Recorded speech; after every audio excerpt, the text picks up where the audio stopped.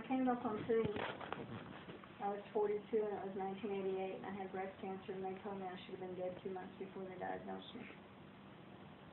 And I got to thinking about it and I thought, well, I was born dying, I just didn't know how or when. Life didn't stop. Mom and Dad couldn't take care of me. I couldn't find a job, full-time job, because I had cancer, so I went to work through the temporary agencies, $6 an hour or whatever I could make freelancing, and I took care of me and Mom and Dad. And then Daddy's mother needed somebody, so I added her to this list, and weighed 74 pounds and was still working. I rebuilt part of their house. I paid their house and cemetery lots and car off. I reapplianced and furnished their house. I put a new heater in it. And I fed and clothed them until the day they died. Because they took care of me when I was growing up. You know, Daddy always felt bad, and he felt like that it wasn't fair, and I kept telling him, you know, you took care of me when I was growing up. How's that any different now? But he always said it was different, but it wasn't. Yeah. You know? He just, when they told me I had cancer, I had a kind of cancer that you're normally dead within 4 months without treatment. And they told me, 4 doctors told me I was okay for 6 months. And they told me I should have been dead 2 months before making arrangements. And the kicker to the story is when I started through chemo, I took a form of chemo that made most people gain huge amounts of weight. One lady gained 160 pounds in 4 months. I dropped 70 pounds in 4 months. Wow. But my blood count quadrupled. Now you tell me the chances of your blood count going steadily up, just dropping 70 pounds in 4 months, without 5 surgeries, 25 radiation treatments, and 54 chemo treatments on top of it. That's crazy. And then when I got sick the second time, 6.5 years ago, it was because of the chemo from the first time. And lymphoma is a lymph node cancer. But the higher above your waist, the better chance of cure. I started out with a little thing that looked like a mosquito bite on the top, very top of my head. Within a month, it was 3 centimeters. Within 3 months, it was 7 centimeters by 4, and it turned out to be lymphoma. And I can't find a doctor anywhere who's ever heard of lymphoma in the skin, period, much less only in the skin. And I worked all the way through that one, too, except for 7 days in the hospital. Strong.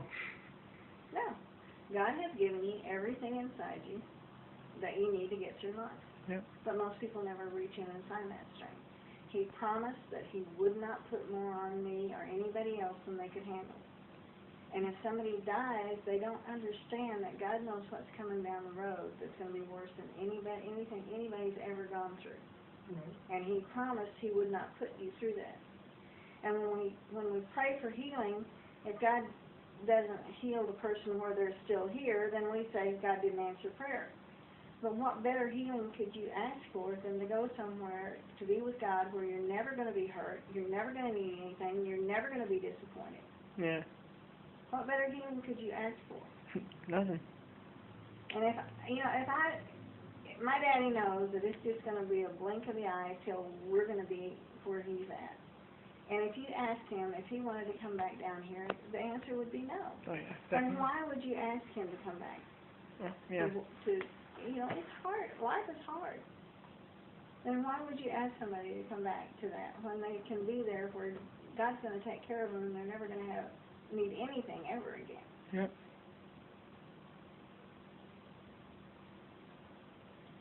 But see, most people, they find 50 reasons not to be something instead of one good one to do it. And they say can't, if, and maybe, instead of just putting it in God's hands and doing their part of it and letting God do his part of it and put one foot in front of the other. I decided if I was going out, I was going out with them. Well, there you go. Because life doesn't stop. Yep.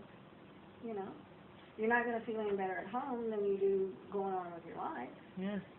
If I was in that place, I would rather, keep working and stuff like that, and just sit in bed and lay in bed and die, And when you keep living your life, you've at least got things going to take your mind off of what you're going through. Yeah. When you just lay in bed and say can't, everything is worse. Yep. And it doesn't matter whether it's an illness or, here's the thing. I heard this yesterday. Well, not yesterday, but the day before. Jesus went through unspeakable torture so that we would have a way to be saved. And he did it with joy. And he suffered immeasurably. And he was an example to us. Well, there's going to be times when things aren't going to go like we want them to here, and there's going to be times when we maybe have to suffer, and there's going to be times when people are unfair. But if we keep our eyes just on what's happening here,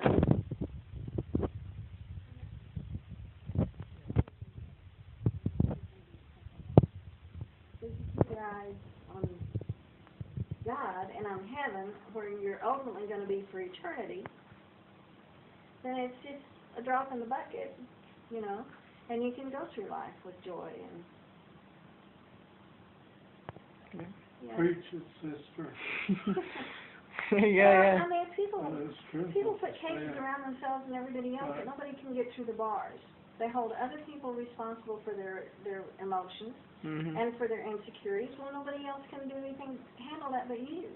People can't even see what your insecurities are. Yep. You know? But if you expect somebody else to take care of it all the time, and if you blame somebody else, if you put me in a corner, I can't maneuver at all. I can only give whatever you expect me to give you from that corner. But if I'm out here where I can move around, then I can do all kinds of things that I couldn't do in that corner. When we put people in corners where they can't maneuver and they can only give us the negative we expect, and then we say, yeah, I see everybody's just like everybody else. Well, that's stupid. Yeah. My emotions and my insecurities are my problem. And if I don't handle them and I don't say, hey, wait a minute, maybe this looks like that, but let's see what's going on. And I can't judge this person by everybody else. I don't want to be judged by everybody else. Then it's constantly a come here, go away situation. You can never have a relationship with other people that you should have. Yeah.